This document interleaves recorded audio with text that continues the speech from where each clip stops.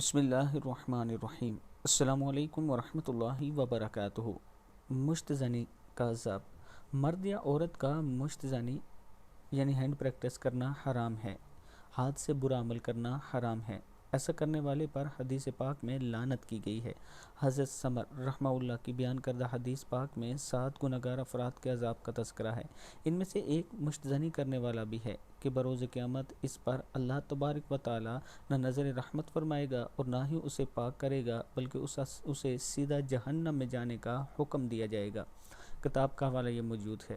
آج کل ہمارے نوجوانوں میں یہ برائی بہت زیادہ پائی جاتی ہے۔ اللہ تعالیٰ سے توبہ استغفار کرتے رہا کریں، اور جب بھی ایسے فعل کا دل آئے تو توبہ استغفار کریں اور وضو کر کے 2 نفل نماز پڑھ لیں، 2 نفل نماز استغفار پڑھ لیں یا 2 نفل نماز پڑھ لیں، استغفار کی تسبیح کریں، اللہ تعالیٰ کرم فرمائے گا۔ السلام علیکم ورحمۃ اللہ وبرکاتہ۔